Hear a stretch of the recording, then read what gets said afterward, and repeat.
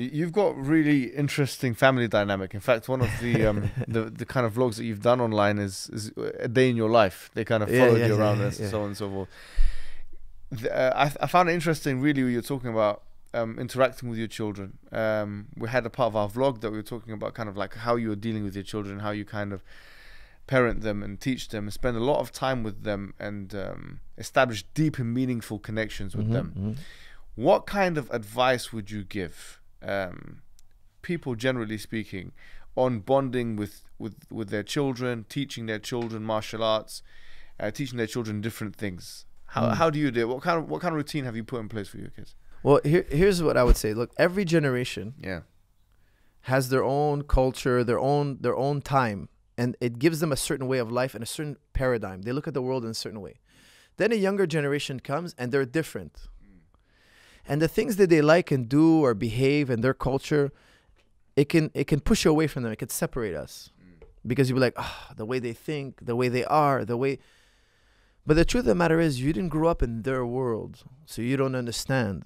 You're alienating yourself from your kids. So for me, I want to avoid that as much as possible. I share everything they do. If they're interested in something, I'm interested in it. Like my kids, they were like scooters, you know, like skateboarding, but like with a scooter. Okay, yalla, we all go together. I rent one. I'm doing it with them. I'm watching the YouTube videos on the tricks, how they do it, and we're hanging out. We're being close. Doesn't matter the activity. Whatever. They like video games. This video game you like, I like it. Let's play. We play together for an hour or two. You have to get into their world. You have to share what they do. Because what happens is, if they love one thing and you love another, and there's no common interest, there's nothing really to talk about. There's nothing to bond. Me and my kids were very, very close. But also there's a flip side of the coin. When it's time to work, it's time to work. Like me, I'm the kind of father, if you did everything you're supposed to do, I let you do, I give you whatever you want. You know, like my kids, they're like, this video game, that video game, this shirt, that. Done. If you did your work. If you didn't do your work, you get nothing. That's how I believe it is the right way, because you can ruin a kid, you can ruin a child by giving him something for free. And I like to liken it to a jungle cat and a tiger in the zoo.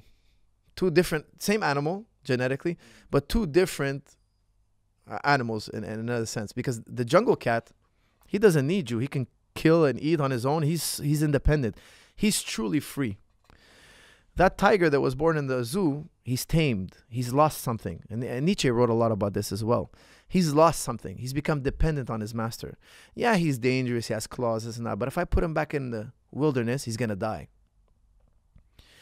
This type of independence, this strong independence, I think it's the root of insecurities. Imagine I could take you and drop you off somewhere in the wilderness, like just helicopter you, drop you off, and you come back and that was nothing to you. No, I don't care if they freeze my bank accounts. I don't care if they try to put me in jail. I'm gonna, like, you're so resourceful, nobody can do anything to you. Now that would be a true freedom. You know, so of course it's an exaggerated example, but that's how close you want to build. That's the direction you want to build. Whereas today, a lot of us are building towards the other direction. I want to be more comfortable. I want to be more dependent on the person I work for. So for instance, I don't work for nobody.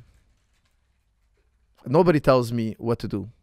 If I worked for a boss and maybe he's rude to me, I'm going to be like, I'll let him be rude to me because he signs my paycheck and I need that paycheck. So I'm dependent on that person. And this is the type of stuff I try to keep my kids away from. And the reason why you're dependent on that person is because there's something you don't know. That's how my philosophy. There's something you don't know. You should only depend on God. In my opinion, that's the only thing. Like when I eat, when I drink, when I think, oh, alhamdulillah, I got this from God. I don't believe that the guy who wrote my paycheck, that guy controls my destiny.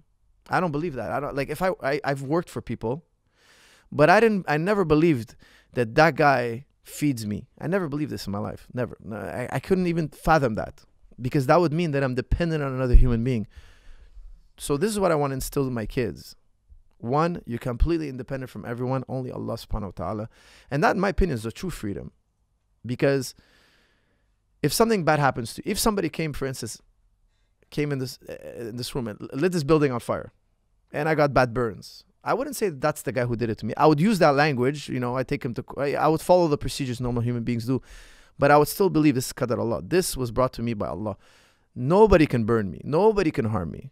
Nobody can do anything to me, and nobody can save me. And this is true freedom, in my opinion. Me, I never see anything that came to me that's good, that's from anything but Allah. And if it's bad, it's from Allah as well. Like, this is what I deserve. So this is, my opinion, the mentality. Because for me, depending on somebody is unacceptable, in my opinion. It's unacceptable in my mind. And this is what I want to instill in my kids. But we're interdependent. We stay together because we want to be together. You know, like fighters, they come to me to the gym. They say, how much? I say, it's free. Train here and pay what you want. And other coaches, they tell me, oh, I trained this guy for 5 years, then he left. Yeah, let him go.